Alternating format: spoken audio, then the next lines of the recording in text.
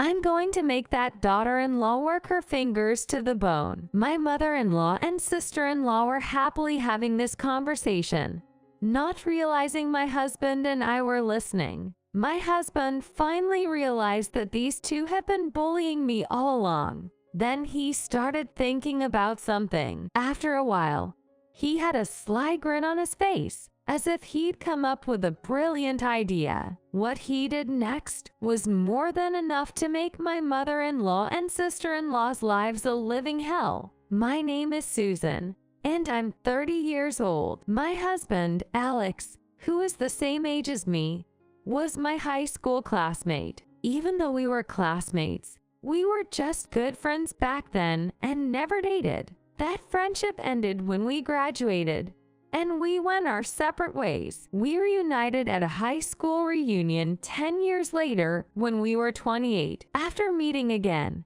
we picked up our good friendship, and it didn't take long for us to start dating. The reason was, he had turned into such a great guy. He was doing well at work, was a good person, and was liked by people of all ages. In high school, he was a bit of a troublemaker, but now all that was gone, and he had turned into the kind of man no woman would ignore. In fact, he was surrounded by a lot of women at the reunion, yet he didn't show a single sign of annoyance, and I was attracted to how well he handled the attention. As we continued to date, I fell even more in love with him. Why? Because he always put me first. He respected my opinions at all times. That's not to say he was indecisive. We had a rule when we went on dates.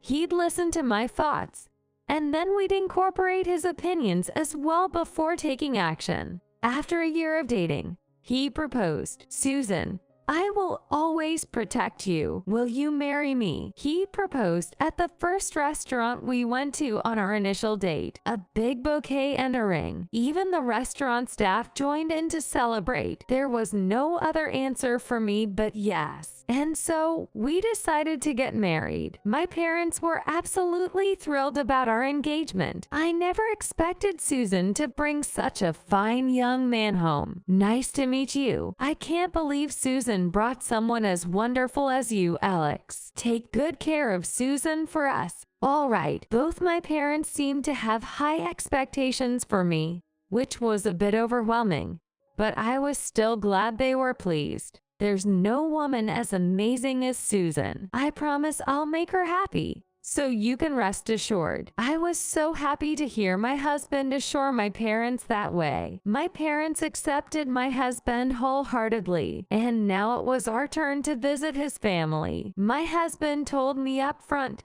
my family consists of my dad, my mom, and my sister who still lives at home. My mom and sister are quite chatty, but don't let it bother you. We visited my in-laws with some apprehension. As my husband had mentioned, my Mill and Sil were indeed very talkative. Where did Susan go to college? What company is she working for? What do your parents do for a living? Do you have any siblings? Are you good at housework? I was bombarded with questions like this. My husband chimed in, saying, "Don't ask her all that so suddenly.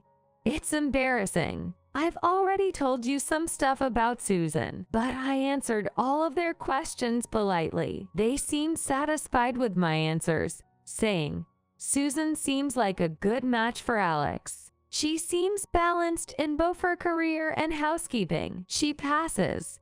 I couldn't help but feel I was being assessed, but my father-in-law didn't speak a word throughout. I was worried that he would approve of me, but his face was calm, so I decided to call it good. On our way out, I overheard my Mill and Sil whispering in the kitchen. "She seems like she'll be okay. She appeared timid and likely won't say no if pushed. Yeah, she'll be fun to tease," they said in a rather ominous tone. Was this a red flag? However, they lived quite far from our new home, so I decided not to tell my husband about it and to act as if I hadn't heard. After marriage, we started our new life, just the two of us in our new home. I continued to work, and we decided to share household chores. Thanks to his experience living alone, my husband was competent in all aspects of housekeeping, which was a huge relief. He has a particular passion for curry and would make curry from scratch with spices about once every 2 weeks. If only our blissful newlywed life could continue like this. But 6 months later, the number of summons from my in-laws increased. More concerning was that they were specifically for me. Susan, we have something to discuss. Just women's stuff. Alex doesn't need to come, my husband asked. They're saying that. But are you okay going alone? It felt like a trap. But going with my husband would only give them more ammunition against me. So I had no choice but to go alone. It's an invitation from my mill and SIL. I'll go alone, I said, albeit with a heavy heart. The real reason they were calling me was to have me do their housework. Basically, they see me as a convenient housekeeper. Cleaning and laundry were just the tip of the iceberg. In terms of cooking, I have to prepare make-ahead meals as well. And the annoying part, the grocery shopping. They make me go out and buy everything heavy, like rice and detergent, in this heat. Why does it have to be me? I get angry, but can't object, since I'm alone in my in-laws' home. Oh, we're so lucky to have such a good daughter-in-law. If I had known she'd be this obedient, I would have asked her for help sooner. Totally. We didn't even need to do the chores ourselves. She can come every week. No, not every week. What if Alex finds out? We wouldn't be able to keep living like this. We should call her over in moderation. You're so smart, Mom. Whether they said it loud enough for me to hear on purpose or not, I heard everything. Do I have to keep being used like this? I've thought about talking to my husband multiple times. However, every time, my mill and her daughter would preemptively contact my husband. Susan was here again today, and it was so fun. Looks like we really get along. Please make time for us to hang out with Susan sometimes. Really, if you guys get along with Susan, then I'm happy to. Keep treating Susan well, okay? I can hear the conversation between my mother-in-law and her husband. What perfect chemistry. They're just taking advantage of me. Will I ever be free from my in-laws? Then one day, something happened. My father-in-law, who was a rather subdued presence, passed away suddenly. He was the one supporting my mill and sister-in-law's lifestyle. The wake and funeral were held privately, and then plans for the future were discussed. What will Annie and I do now? My mill said with a sense of tragedy. My mother-in-law speaks wistfully. I thought they should naturally work and live independently. However, my mill skillfully persuaded my husband. Alex, it won't be strange for you two to have a baby soon, right? Susan will continue working anyway, right? That would mean spending extra on daycare. If you live with us, I can take care of the baby. Plus, living expenses would be minimal here. It's a win-win, right? Why not consider living together? While it sounded reasonable, I couldn't even begin to imagine what life would be like living with them, given how they treat me. My husband and I had recently discussed having children. Actually, we were thinking about starting a family. If Mom can help, that would be perfect. What do you think, Susan? He asked me, but there was no way I could voice my opinion in front of my mill and sister-in-law. Whatever Alex thinks is fine, I answered vaguely. Really, in that case, I'm open to the idea of living together. Is that okay with you? My husband asked for final confirmation. Yay! That was all I could muster for a reply. My mother-in-law and sister-in-law looked visibly pleased. Thank you for deciding to live with us. We're looking forward to spending more time together. Oh, Susan, life's going to be so fun from now on. The words of my mother-in-law and sister-in-law made me uncomfortable. The decision to live together had been made, and my husband, Steve, had inherited the family home. This was at the suggestion of my in-laws, thinking it would be more convenient to have the property under Steve's name. As it turned out, I would be grateful for this later on. In preparation for moving in, we had to clean up the house. And by we, I mean just Steve and me. My in-laws just stood by, watching. During a break, I went downstairs and overheard my Mill and SIL talking excitedly. I'm so relieved. I was worried about what we'd do if that daughter-in-law of ours opposed. But Alex managed to persuade her. Now our peaceful life can finally begin. Absolutely, Mom, you're so smart. We're going to really put that daughter-in-law to work from now on. I can't wait for us to live together. It's going to be fun. Their conversation made it clear that they were intent on making my life miserable. Unbeknownst to them, not only had I heard their talk, but Alex had too. Steve looked stunned. After a while, he started to doubt what he'd heard. Do you think they were serious? It's not surprising to have doubts, especially when you find out that people you trusted are saying such things. I decided to go back to the room and explain the situation to Alex. You might not believe me immediately, but what your mom and sister were saying is exactly what it sounded like. They plan to make my life miserable. They've been doing it all along. Is this related to those times you were invited to this house? Yes. Whenever I came here, I had to clean, cook, and even go shopping for heavy items. Every time I was here, it felt like I was playing the role of a housekeeper. I'm not a compatible daughter-in-law.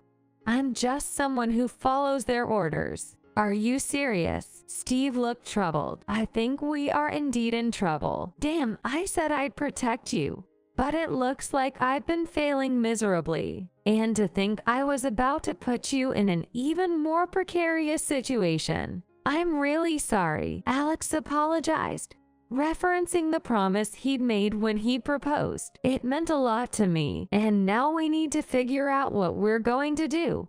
He continued. So they've been bullying you all this time? Yeah, you could say that. Unbelievable. How dare they treat my Susan like this? Don't worry, we're not living with them. After saying that, Steve started thinking. He was silent for a moment. We won't move in with them. I've got an idea for what to do next. Can you trust me on this? Alex smirked after pondering for a bit. It's been a month since my husband, Alex, learned the truth. We're still not living together with his family. In fact, we've moved far away from the town where his family lives, all the way to Chicago. Why, you ask? Well, shortly after the topic of moving in together came up, Alex was offered a job transfer to a Chicago branch. Initially, he was planning on turning it down, but it did offer a chance for a promotion. Before refusing the offer, we overheard a conversation that revealed the truth about his family's intentions.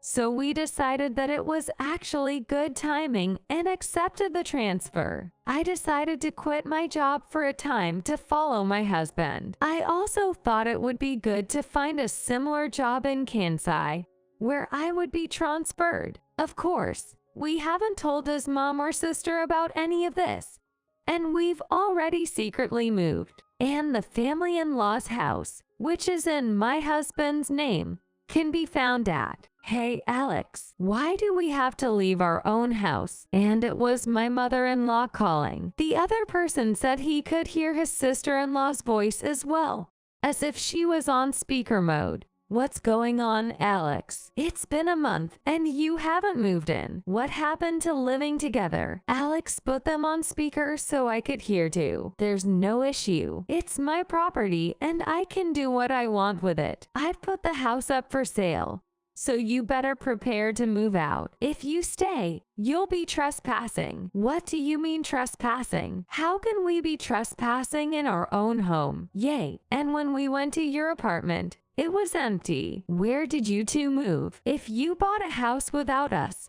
I won't forgive you. Only their noisy voices could be heard. We're in Chicago. I got a promotion and transferred here, and Susan moved with me. Any problem with that?" Alex taunted them. "You two have been bullying Susan behind my back, right? I've heard it all. Also, you were planning to exploit her if we moved in together. That's why we chose not to live with you." His words left them speechless. In that case, as the final stage of my revenge, I said, "Mother-in-law and sister-in-law, I have prepared a place for the two of you to live, so please move there. I have already paid the deposit and key money, but you will have to pay the rent from now on by yourself." I told him and hung up the phone. We looked at each other with satisfaction. From now on, my mother-in-law and sister-in-law will have a hard day ahead of them. The aftermath. The apartment we'd arranged for them was a tiny one-bedroom,